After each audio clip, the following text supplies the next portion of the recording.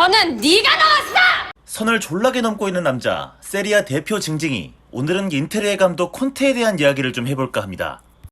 이야기를 시작하기에 앞서 가스페리니부터 마짜리까지 3백 감독과는 영 궁합이 맞지 않았던 팀이 인테르였기 때문에 인테르 팬으로서 개인적으로 저는 콘테에 대한 기본적인 불안감이 있었습니다.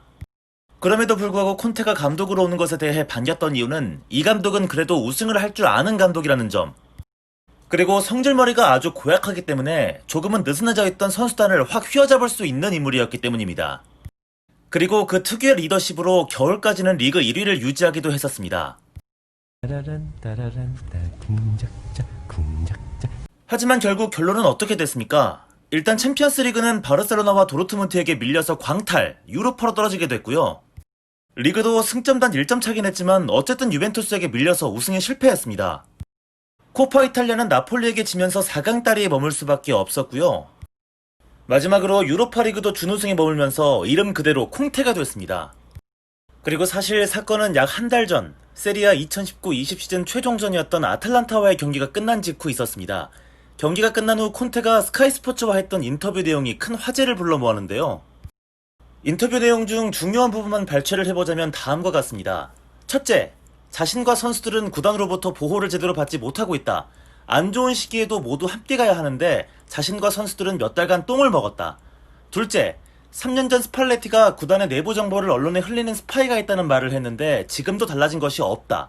셋째, 올해는 자신이 거의 모든 비판을 뒤집었었지만 똑같은 일을 당하지는 않을 것이다. 단 이적 시장에 대해 불만이 있는 것은 아니니 오해하지 말라. 하지만 저는 사실 개인적으로 콘테의 이 인터뷰 내용은 어이가 없는 내용도 있었고 나름대로 이해가 되는 부분도 있었습니다. 특히 내부에 스파이가 있다는 충격적인 발언은 만약 사실이라면 콘테의 심정이 어느 정도는 납득이 됩니다. 자신의 전술이나 팀 내부 상황이 계속해서 언론에 까발려진다면 감독으로서는 마땅히 빡칠 수밖에 없을 겁니다. 하지만 자신과 선수들은 구단으로부터 보호를 제대로 받지 못하고 있다는 내용에 대해서는 어이가 없었습니다. 프로팀의 감독이라면 누구나 성적에 대한 압박이 있을 수밖에 없습니다. 그리고 전력이 강한 B클럽일수록 이 압박은 당연히 더 커질 수밖에 없죠. 좋은 성적을 내라고 많은 연봉을 보장하고 비싼 선수들을 영입하는 거 아니겠습니까? 성적이 좋지 않을 때 나를 비판하지 말라는 태도는 굉장히 오만한 태도라고 생각합니다. 마찬가지로 세 번째, 다음 시즌부터는 자신에게 비판이 쏠리는 것을 똑같이 당하지 않겠다는 태도도 마찬가지입니다. 아니 그러면 왜 이 팀에서 감독을 하고 있는 건데? 심지어 말이죠, 콘테의 연봉은 전세계 감독 중에 2위입니다. 특히 세리아 감독이 감독 연봉 탑10에 들어가는 건 콘테가 유일합니다. 돈을 이렇게 퍼주는데 성적에 대한 압박이 거세다고 징징거리면 직업 잘못 찾은 거 아닐까요? 거기다 콘테를 위해 이번 시즌 인테르가 쓴 돈 액수를 확인하면 절대 저런 말은 할 수가 없습니다.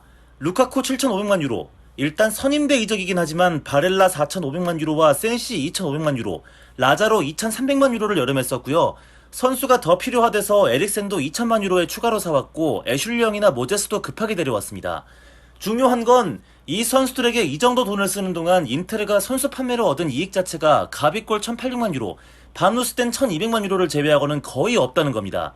이카르디, 나인골란, 페리시치, 주앙마리오 등등 대부분이 임대로 팀을 나갔기 때문입니다. 그러니까 정말 콘테를 위해서 구단 기둥뿌리를 뽑아준 셈입니다.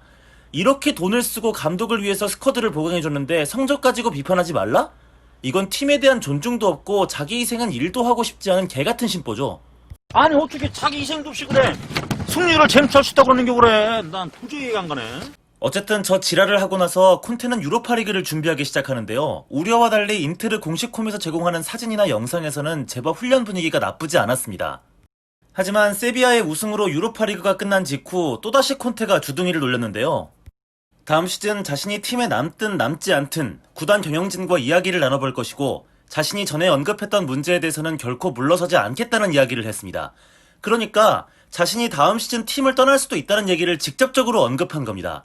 그리고 결코 자신이 제기했던 문제에 대해서는 타협하지 않겠다는 이야기도 한 거죠. 진짜 미칠 노릇입니다.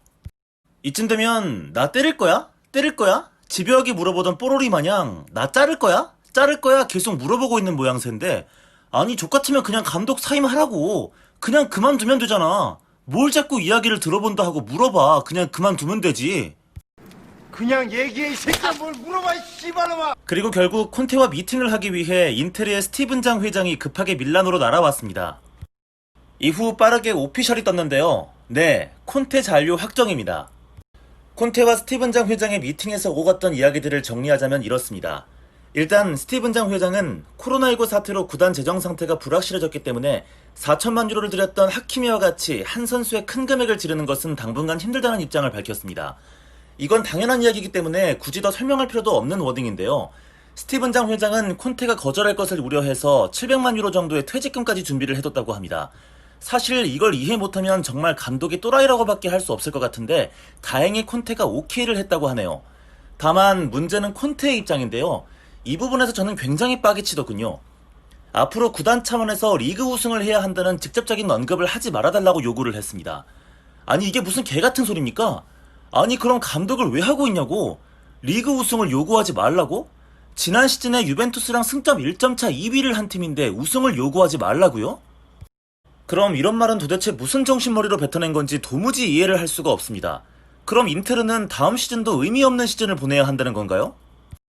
압도적으로 리그에서 가장 많은 연봉을 받고 있는 감독이 이적 자금으로 지금까지 1억 8천만 유로 정도의 큰 돈을 지원받은 상황에서 전 시즌 아깝게 리그 2위를 했는데 다음 시즌 우승을 요구하지 말라고 한다. 이걸 도대체 어떻게 이해를 해야 할지 저는 도무지 모르겠습니다. 그리고 인테르 팬들을 뒷목 잡게 만드는 이야기는 여기서 끝이 아닙니다.